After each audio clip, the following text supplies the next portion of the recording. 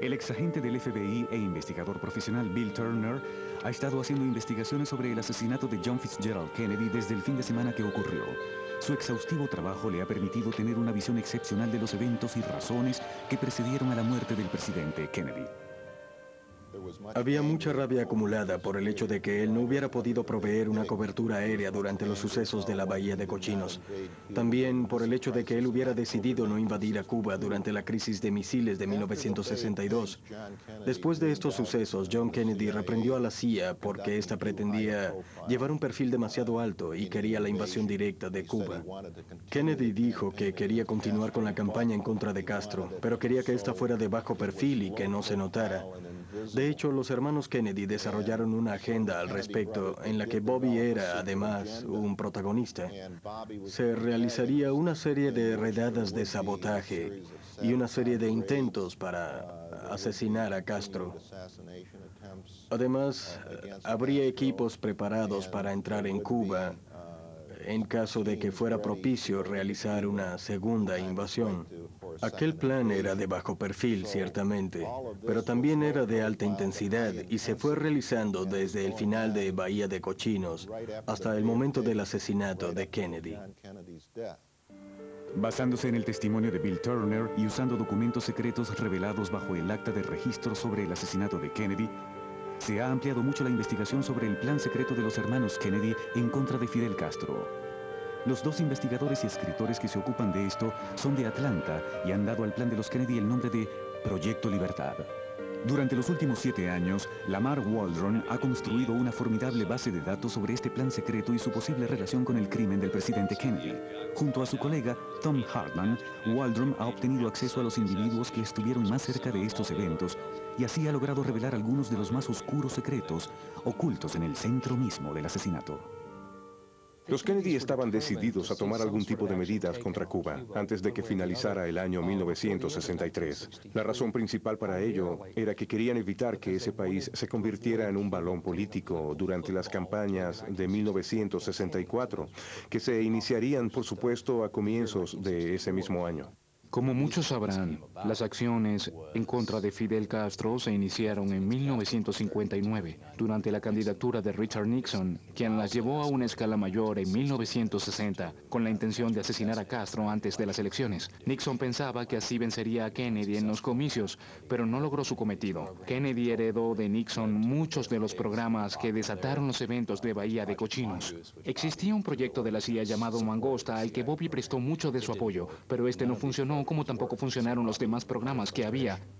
Bobby se sentía enormemente frustrado y poco a poco comenzó a desconfiar de las personas encargadas de sacarlos adelante. Así que decidió crear su propio programa y dirigirlo desde su propia oficina. Pensó que el nuevo programa sería sumamente seguro y que estaría dividido en compartimientos, y de hecho, aún hoy en día lo está. El Proyecto Libertad era un proyecto de Bobby Kennedy y lo manejaba exclusivamente con sus consejeros, así que Bobby, quien residía en Washington, D.C., estaba a la cabeza y tenía como colaborador a un informante cubano que también residía en la capital. Ese era el nexo principal de Bobby con los líderes exiliados cubanos, en quienes éste había puesto su confianza para sacar adelante el proyecto. Aquellos líderes a veces hablaban con Bobby directamente, pero la mayoría de las veces lo hacían por medio del informante cubano de más confianza.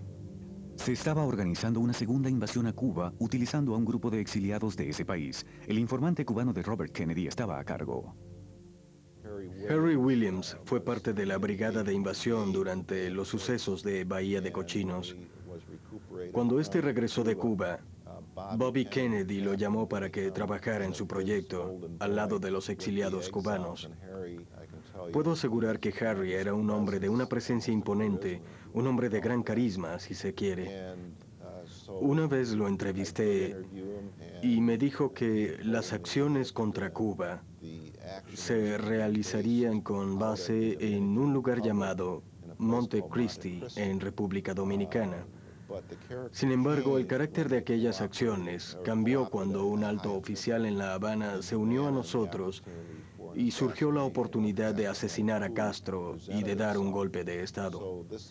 Los esfuerzos de Estados Unidos comenzaron a desarrollarse entonces en ese sentido, y la idea de una segunda invasión quedó en segundo plano. En sus negociaciones con el primer ministro soviético Khrushchev, sobre la crisis de misiles de octubre de 1962, John Kennedy había acordado que Estados Unidos no intervendría ni tomaría acciones adversas contra Cuba. Ese era parte del acuerdo, de manera que la existencia del Proyecto Libertad no podía llegar a oídos de los soviéticos, ni del FBI, ni de nadie que no debiera enterarse. Harry le rendía cuentas directamente a Bobby Kennedy. Durante el verano y el otoño de 1963, Estados Unidos necesitaba obtener más personal de inteligencia de bajo nivel en Cuba. Una de las razones por las que falló la operación de la Bahía de Cochinos fue que no tenían personal de inteligencia suficiente como para saber cuál sería la reacción del pueblo cubano ante la invasión. Pero Bobby Kennedy no dejaría que eso ocurriera de nuevo. Así que durante el verano y el otoño de 1963 se hizo un esfuerzo por introducir elementos estadounidenses de espionaje en Cuba por medios legítimos. Las personas que fueran lo harían de manera legítima y así podrían caminar y hablar con la gente. Esto era muy importante para el Proyecto Libertad. Los espías tendrían que tener un modo de averiguar lo que pensaba el pueblo de un posible golpe de Estado, si ellos apoyarían a los nuevos líderes. De hecho, hubo muchas visitas misteriosas por parte de jóvenes cubanos no mayores de 25 años a la Embajada de Cuba en Ciudad de México, y lo que buscaban era volver a su país para realizar actividades de espionaje de este tipo. Supuestamente, Oswald había hecho un viaje muy enigmático a Ciudad de México, en el que había alardeado mucho sobre su intención de obtener una visa para ir a Cuba, tanto en la Embajada de Cuba como en la Embajada soviética. Él hizo un gran escándalo cuando la visa le fue negada. Esto es una evidencia de que Oswald era partidario de Castro, y estoy seguro de que él pudo ser el asesino del presidente Kennedy. Sin embargo, existen muchas evidencias de que no fue él, sino un doble suyo que apareció en la escena del crimen. En todo caso, el hecho es que seguramente él era partidario de Fidel Castro. Cuando regresó a Dallas desde Ciudad de México, se encontró básicamente en la misma situación que había tenido en Nueva Orleans. Estaba siendo vigilado por medio de una operación de inteligencia permanente. Y al final, lo que ocurrió fue que esa misma operación lo utilizó como chivo expiatorio en el asesinato del presidente Kennedy. Fue manipulado y así fue como llegó al edificio de libros escolares en Dallas. Él mismo admitió que lo habían usado. El detallado estudio que realizaron Tom y Lamar de documentos recientemente expuestos al público ha revelado que existía un plan secreto. Este era parte del Proyecto Libertad que los asesinos de Kennedy secuestraron con el fin de evitar ser detectados. A partir de septiembre de 1963, varias agencias gubernamentales que estaban a cargo de Bobby Kennedy comenzaron a hacer planes de contingencia para el Proyecto Libertad. Les preocupaba lo que podría pasar si Castro se enteraba de que había un plan y decidía contraatacar de alguna manera.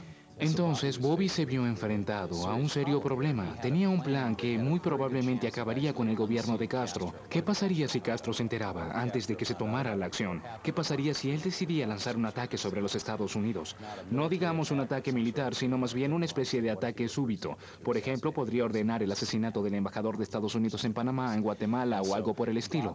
Por esta razón, Bobby le pidió a sus consejeros que armaran alguna especie de plan de contingencia para la operación en Cuba. En estos planes del Departamento de Estado participó personal del FBI y de la CIA y del Departamento de Defensa. Participaron, por ejemplo, Alexander Haig y Joseph Califano, quien armó todo un programa de respuesta en caso de que Castro decidiera realmente atacar a Estados Unidos o en caso de que asesinara a un estadounidense. Era necesario controlar muy cuidadosamente la publicación de información o evidencias. Era necesario controlar las evidencias de tal forma que fuera posible prevenir la publicación de datos comprometedores que pudieran enloquecer a la prensa, hacer que los republicanos usaran la situación para fines políticos o provocar que la población exigiera la invasión de Cuba de inmediato. Tal invasión podía provocar una tercera guerra mundial. Por eso era tan importante controlar la información. Había operativos e informantes de muy bajo nivel trabajando para la CIA, personas cuya afiliación principal era con la mafia. Aquellas personas llevaban mucho más tiempo trabajando para la mafia que trabajando para la CIA. Y además la mafia les pagaba mucho más que la CIA. Aquellas personas no solo informaron a altos jefes de la mafia como Traficante y Marcelo de la existencia del Proyecto Libertad, sino que además planearon el asesinato de Kennedy junto con otros mafiosos. Ellos utilizaron la confidencialidad del Proyecto Libertad para encubrirse como criminales. En relación a la manipulación que se hizo de Oswald, Estoy convencido de que las personas involucradas eran las mismas que realizaban los intentos repetidos por asesinar a Fidel Castro. Hablo de una combinación o una alianza entre la CIA y la mafia. Todos ellos querían eliminar a Castro. Creo que lo que sucedió en Dallas no fue más que una alianza de personal y equipos humanos preparados para perpetrar el asesinato. Pero una vez que ordenaron la logística y una vez realizada la labor de inteligencia necesaria para encubrir el crimen, simplemente apuntaron y dispararon contra Kennedy. De ahí fue que surgió todo. Todo surgió de una colaboración entre la mafia y la CIA y probablemente algunos de los exiliados cubanos. Debo decir, sin embargo, que hubo personas de la CIA que no participaron en esto, como el entonces director de dicha agencia, quien había sido nombrado por el mismo Kennedy. Una de las más impresionantes pruebas de que Oswald era parte del Proyecto Libertad, o bien de que Bobby Kennedy estaba seguro de lo que era, fue un artículo escrito por un reportero ganador del premio Pulitzer, quien estuvo en Washington, D.C., con uno de los líderes del proyecto, pocas horas después del asesinato. El líder recibió una llamada telefónica de Robert Kennedy, pocas horas después del asesinato de Jack. El comentario inmediato de Bob fue: lo hizo uno de tus hombres acaba de matar a mi hermano. Esto demuestra claramente que la primera respuesta de Bobby fue reconocer el nombre o la posición de Oswald.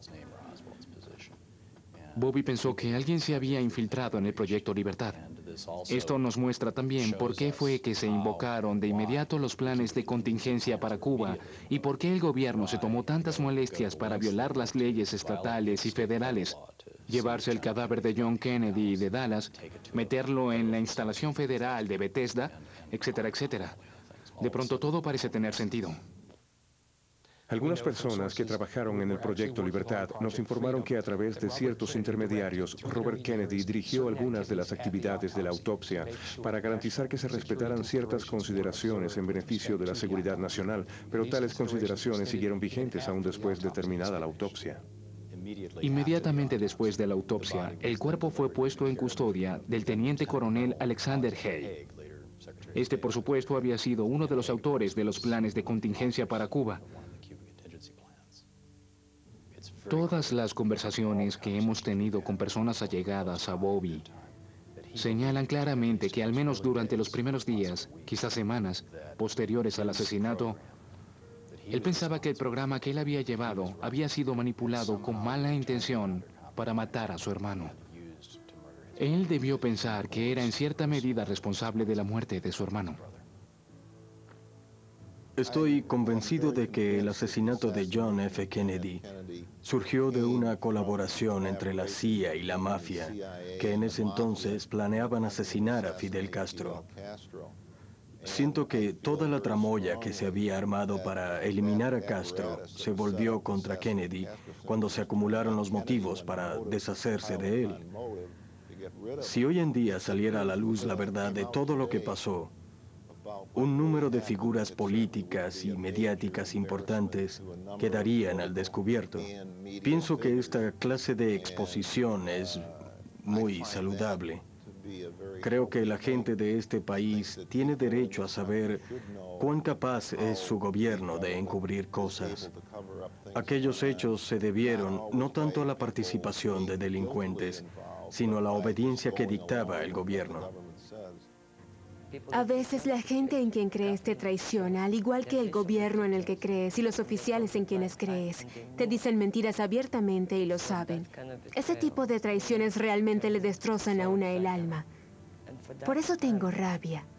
Lo siento mucho por los Blakey, los Ford, los Mosner y los Mailer. Y sabe Dios por cuántos más. Ellos tuvieron la oportunidad de hacer una diferencia, de mejorar las cosas. Pero se negaron, se vendieron, fueron débiles. Sin embargo, no es correcto matar la esperanza, ni se puede reducir a un ser humano como yo a la condición de un animal. Incluso los animales sienten. Entonces, ¿cómo esperan que yo no proteste? Claro que protesto. Para eso estoy aquí ahora, porque nadie tiene derecho a hacer el papel de Dios en la vida de otro. Que alguien lo intente y se salga con la suya es terrible. Pero que ese alguien se sienta feliz por tener esa clase de poder es simplemente una locura. Cuando un gobierno participa en un proceso de investigación de la verdad, pero a la vez miente, está violando los mismísimos preceptos en los que se fundamenta. Quien quiera saber cuáles son esos preceptos podrá encontrarlos en la Declaración de la Independencia y en la Constitución, particularmente en el Acta de Derechos. Eso es lo que guía a este gobierno. Son nuestros principios fundamentales y sí importan. Siento que es terrible que un gobierno pueda albergar esa clase de influencias maléficas, ya que estas pueden provocar hechos como el que acabamos de presentar. Además, el encubrimiento de tantas cosas me hace sentir que ya no vivo en democracia. Una nación puede ser fuerte siempre y cuando haga las cosas abiertamente, con coraje y según los preceptos de la ley. Amén.